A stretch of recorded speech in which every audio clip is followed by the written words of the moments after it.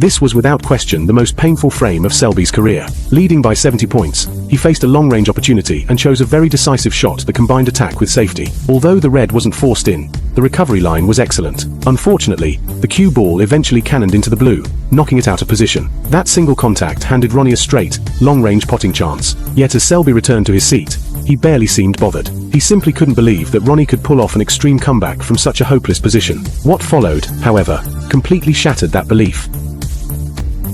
Potting the long red, Ronnie successfully got in. This time there was not the slightest hint of safety in his intent. It was obvious he was going all out for a clearance to win the frame. Selby's expression changed instantly. "Mate, could you at least show me a bit of mercy? Trying to clear up from a mess like this is just outrageous." It felt like a blatant lack of respect. This match came from the 2016 Masters. Even though Ronnie had managed to get going, almost all the reds were glued to the cushions. Every shot from here on required him to stay tight on the high-value colors. Even for the acknowledged master of chaotic tables, extreme caution was still required. After all, he had taken an 8-month break before this event. Such a long absence from competition inevitably affected match sharpness. One small mistake could bring the entire break to an abrupt halt. There was absolutely no room for complacency. When Ronnie accidentally clipped the black, he was forced to use the pink as a linking ball instead. That left only a 2-point margin for error on the table. From that moment on, every single shot had to be perfect.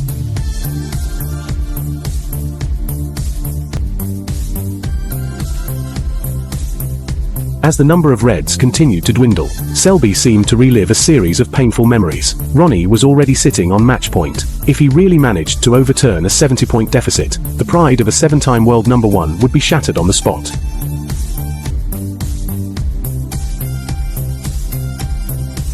Ronnie's middle pocket play was as solid as ever. He sliced in an extreme angle black with sheer authority. After running off the cushion, the cue ball landed perfectly on the red. By then, Selby looked ready to accept defeat. "You took my Masters title the last time you came back, and now you're knocking me out in the first round." With the rocket fully ignited, the most extreme personal performance was only just beginning. What a finish this could be. 38. The red from the reverse angle was dispatched with ease. The cue ball once again dropped perfectly onto the black. It has to be said that when the very best in attack and defense collide, every encounter becomes a pure showcase of elite technique. That is how so many unforgettable classics are created.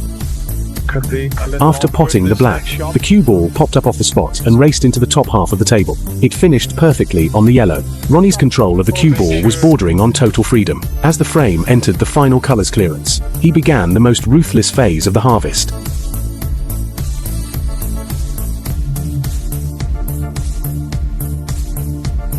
This time the cue ball position wasn't ideal. The brown sat at a downward angle. To complete the decisive clearance, Ronnie had to take on a risky full-table recovery shot. Whether Selby would get another visit depended entirely on this crucial attempt. Where's the cue ball? Keep your eye on the cue ball. That extreme positional shot earned a huge round of applause, but the final landing spot was only just acceptable. The angle on the blue to the middle pocket was still very steep. Once again, it came down to a pure test of Ronnie's potting. The middle pocket has always been Ronnie's deadliest weapon. As the big angle blue dropped cleanly, every remaining problem on the table disappeared. All Selby could do was quietly wait for the moment of defeat. Incredible! Absolutely incredible!